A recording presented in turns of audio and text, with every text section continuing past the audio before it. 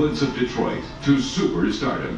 Miss Diana Ross. Very Gordy didn't particularly want to release Reach Out and Touch, because Reach Out and Touch is a waltz, and they're not usually the kind of songs that really sell. But the way the situation in the world and everything was going, I felt like I wanted to have some sort of message.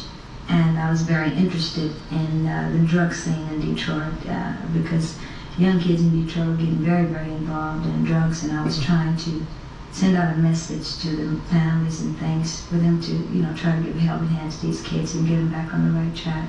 And then I was very surprised to see that the Reach Out and Touch got to be the good enough smash for me to get a start and to, begin to try to find where my head is. Anything I do is going to be sincere, it's going to be me.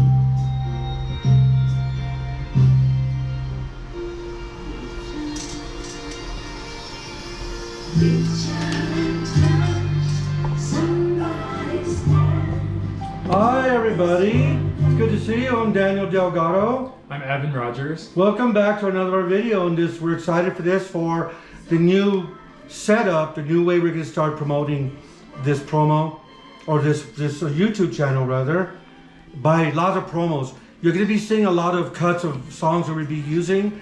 Every one of those songs are going to have a message that's up to you to hear on helping people with addiction recovery. This video, of course, is called Reach Out by Diana Ross.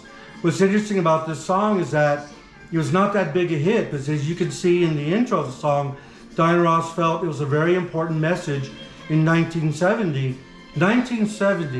to help people with addiction recovery. Here we are many years later, and things haven't changed. There's a lot of reasons, but a lot of it is because a lot of times we just don't know what to do to help somebody, because it's now to the point where addiction has affected everybody. So what we're going to do is get this song and break down the lyrics and focus them on how they can help somebody help someone else, or help ourselves help somebody else. So what we're going to do is break down the first lyrics of the song, and of course it's reach out and touch somebody's hand. Make this world a better place if you can.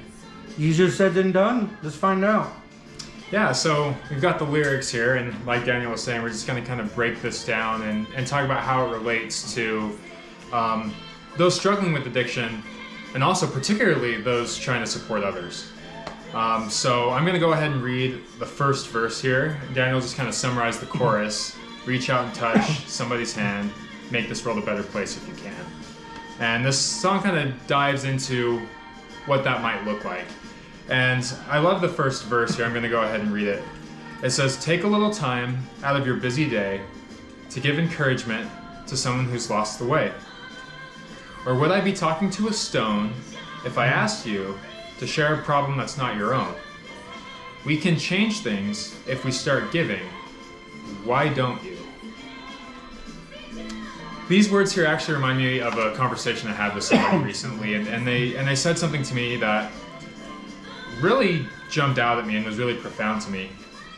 They said that addiction is not a spectator sport. Wow. In reality, it involves all of us.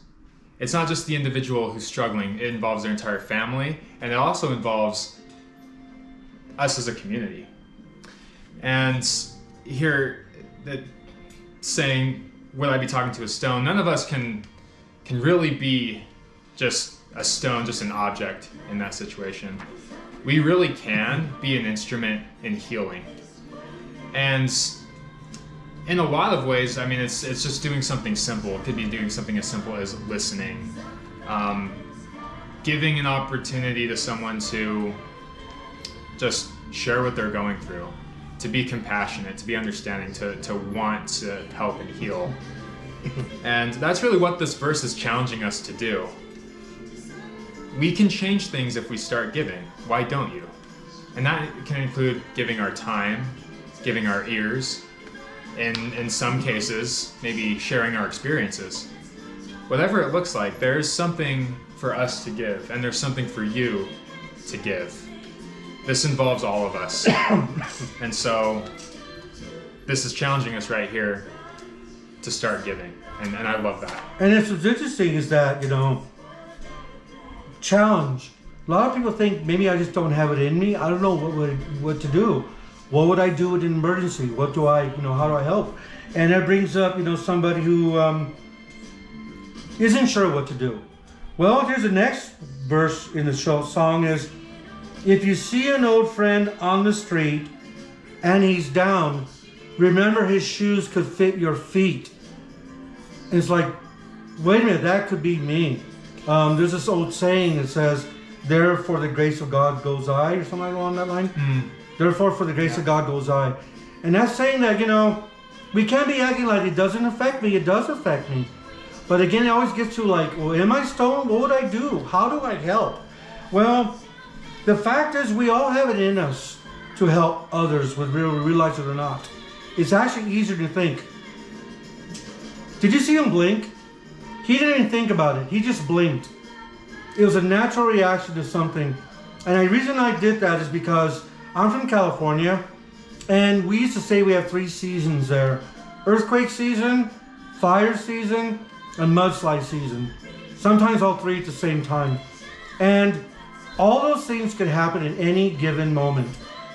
And it's going to affect every one of us, whether we know about addiction or not, or care. It doesn't matter who you are.